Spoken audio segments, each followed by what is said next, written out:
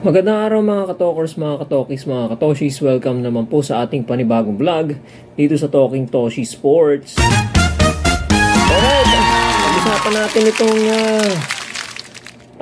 sumabog sa social media ito mga kababayan, mga katokers, mga katoshis, mga ka-PBA. Kagulat-gulat na balita. For 1 year, no? Kumbaga, kinahon na ng TNT ang kanilang import na si RHJ o itong si Rondae Hollis Jefferson. Okay? Na nakapagbigay sa kanila ng 2 championship, yung Commissioners tsaka Governors Cup this season, no? At ang sabi sa balita, ito raw si RHJ ay babayaran, swelduhan, no? Swelduhan para magpahinga, just to rest. No, ibig sabihin, ano ibig sabihin nun? Hindi siya paglalaruin o hindi siya papayagang makapaglaro sa ibang team. Yan ang general principle or general interpretation diyan, At di umano etong si RHJ sa sweldo na nagpapahinga para magpahinga, sa sweldo lang naman ng 3.5 million a month. Malabas mga roughly mga 36 million pesos a year sa itong isang taon na to, locked in na tong 12 months na to. Okay? So, yan. Yan ay ayon kay Jojo Lastimosa, kay Jolas. Alright? Yan ang balita, At, nung nabasa ko tong balitang ito, naalala ko tuloy yung commitment, Kung masasabi ba natin commitment ni RHJ sa iba, Ang tinutukoy ko po ay yung kanyang naturalized condition or situation or status dito sa bansang Jordan, hindi kaya, mga kababayan, maraming komplikasyon to, mga kababayan, maraming interpretasyon, maraming komplikasyon. Ang isa ritong aking nakikitang magiging medyo magkakaroon ng problema rito kung papayag ang Jordan, yun na nga yung pagiging naturalized player niya sa Jordan. Kasi iba yung naglalaro ka lang as an import para sa isang team, no strings attached yun. Pwede kang kumuwala, pwede kang maglaro sa ibang team, Pero ibang usapan na yon, kapag kinuha ka as a naturalized player, parang kasi pag naturalized player ka, parang mamamayan ka na nung bansang yun, So, ibang klase yun, ibang level yun, Hindi lang basta import ka lang na kinuha ka, binayaran ka, maglaro ka para sa amin. Hindi, maglaro ka para sa amin, Para sigurado kaming meron kaming reinforcement pagdating sa mga international games, gagawin ka naming naturalized player, gagawin ka naming mamamayan ng Jordan, through naturalization. Okay? So, ito bang move ng tropang 5G, yan ang bagong pangalan nila, tama kaya? O ano kaya magiging epekto nito sa kontrata ni RHJ dito sa Jordan? Yung commitment niya para maglaro dito sa Jordan. Papayag kaya ang Jordan dito? Aalma kaya ang Jordan at dudulog sa FIBA? Kasi hindi pa natin alam kung anong mangyayari rito. Well, nung tinanong si Coach Jolas dito tungkol sa paglalaro ni RHJ sa Jordan, anyway, workout pa raw, It's still up in the air, It's still in the pipeline. So, pinag-uusapan pa rin yung mga legalities, So, hintayin na lang natin siguro kung ano magiging usapan ng TNT o ng tropang 5G, no? At ng Jordan, ng bansang Jordan. Kung ako palagay ko, no? Hindi naman siguro ganong karamot ang TNT, no? Kasi kaya nga namin ni-naturalize yan para magkaroon ng parang somewhat permanency sa bansa namin. Kaya nga namin ni-naturalize yan eh. Okay, para hindi na masyado makawala, medyo mayroon na siyang, kumbaga nakatali na yan, nakakandado na yan sa amin, ano? Tapos bibigyan mo ng kontrata, no? Na bawal kang maglaro sa iba. Ano yun, bawal kang maglaro sa Jordan. Parang ganon. Questionin yan, sigurado. So, mag-uusap pa yung dalawang parties, mga kababayan. Okay? So, ang tingin ko rito, mga kababayan, maituloy ko lang yung gusto kong banggitin. Siguro pwede siya sa mga maiikling tournaments. No? Paparating na tong FIBA Asia Cup. So, siguro papayag na ang TNT rito dahil maikli lang naman yan eh. Mga 2 weeks lang yan, no? 2 weeks tournament na yan. Sagad na yun kung papasok ka sa finals, ano? Ibang kwento rin naman pagka hindi ka na nakapasok sa quarters, sa semis, tsaka sa finals, ano? So medyo mapapahinga ka na nun, no? Yan. So siguro payag na ang TNT. Ito paningin ko lang to, although wala pa sinasabi. Payag na siya less doon sa maikli. Pero doon sa mga international talaga na na mahabaan ng tournament, katulad nitong iniiwasan siguro ng TNT na itong si Rondae Hollis Jefferson ay kunin ng mga team sa Japan at saka sa Korea. Yung KBL at saka yung Japan B-League, no?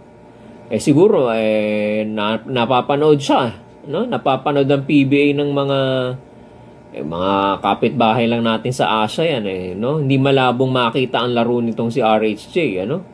Lalo na FIBA Asia. Okay? So nakikita talaga, nai-scout talaga ang laro ni RHJ, ano? Kung gaano siya kagaling. So baka magkaroon ng interest ang ibang team sa Japan League at saka sa Japan B-League at saka sa Korean Basketball League or sa KBL. Kunin bigla siya. So yan siguro yung mga iniiwasan ng TNT or ayaw ng TNT or siguro yun yung i-modify yung kontrata, no? Ano ang pwede, anong hindi pwede. Hindi naman siguro absolute na bawal, ano? Okay? Bukod kasi diyan, mga kababayan, sa isang buong taon may trabaho pa rin naman siya si RHJ, kahit all Filipino ang conference natin ngayon, kahit di siya nagagamit as an import. Okay, marami siyang pwedeng gawin. Okay, ako ording nga kay Coach Jolas, gagawa ng basketball clinic. Okay, magtuturo sa mga maliliit na bata paano mag-basketball, ano? So, isa 'yun, ano? Para naman sulit. Oo, kasi para naman sulit yung 3.5 million a month na binabayad ng MVP. Mayaman si MVP, ang daming pera, no? Okay?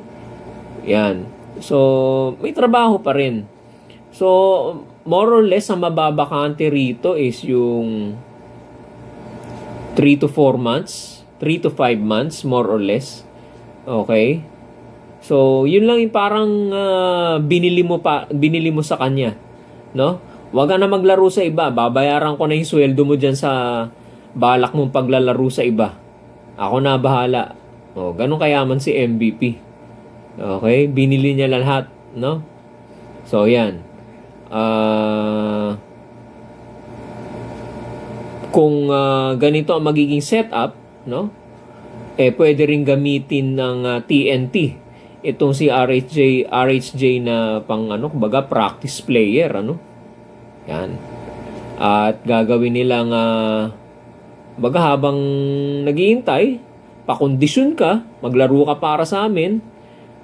Iba rin kasi yung nakakasalamuha at nakaka-practice ng mga Pinoy players ng 5G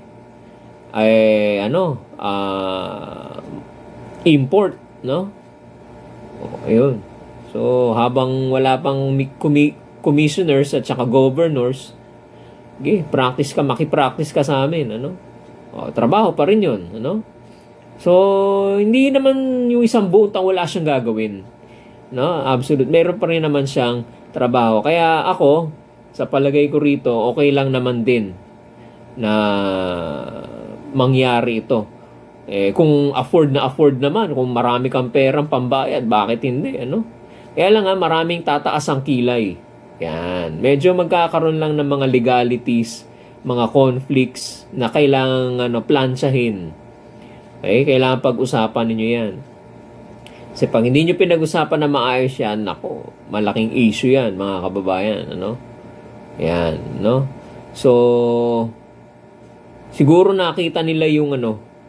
Ang motibo siguro ng TNT rito, una-una yung Grand Slam.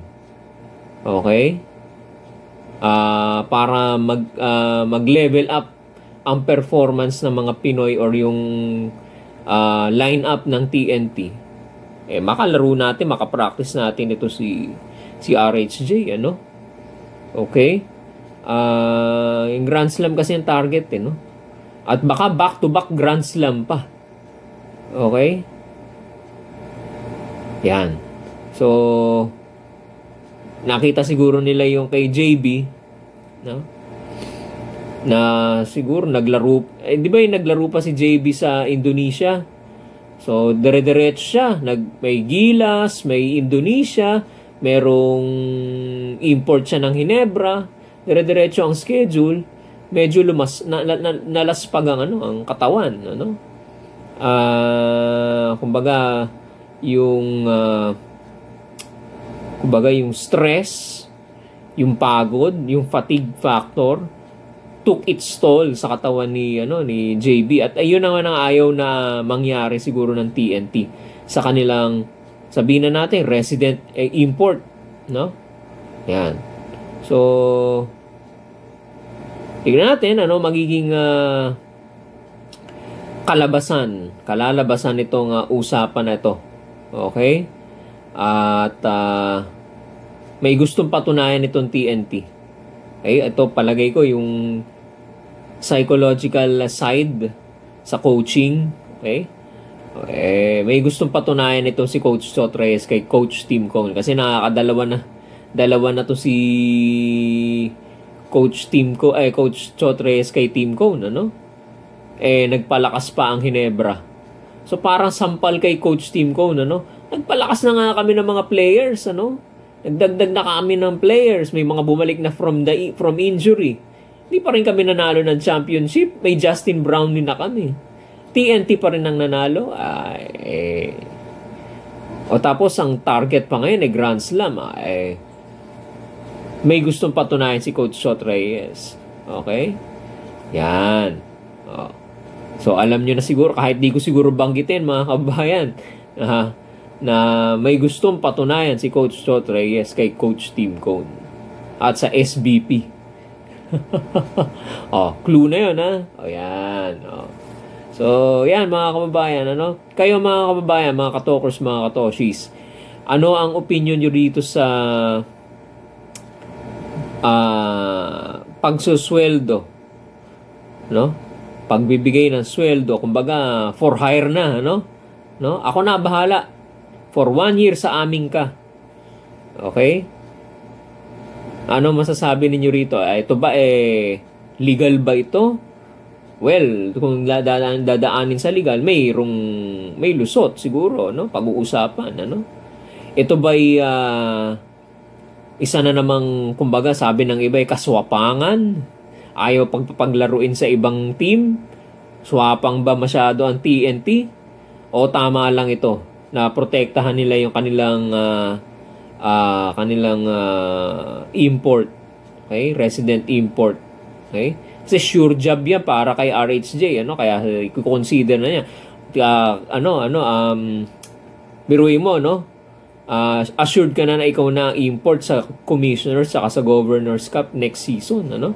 At ang TNT naman sure din naman na meron na silang import, na hindi na sila magkukumahog na maghahanap ng import. So both ways makikinabang diyan, no? So ito ba tama po ba ito? Ethical o hindi, mga kababayan? Lagay nyo yung comments at saka opinions po ninyo dyan sa ibaba ng video na to. At babasahin po natin yan isa-isa, mga kababayan, mga ka-talkers, mga ka-toshis. At wag nyo po kalimutan mag-subscribe sa ating YouTube channel, mga kababayan, Talking Toshi Sports. At paki-like and follow na rin po ninyo ang ating Facebook page, Talking Toshi TV. Iisa lang po yan, iba lang po ang pangalan, pero tayo rin po yan, mga kababayan. Ano? Alright? Maraming salamat po muli sa inyong pagtutok sa ating YouTube channel at sa ating video vlogs. Hanggang sa muli po, paalam po at magandang araw po sa inyo lahat.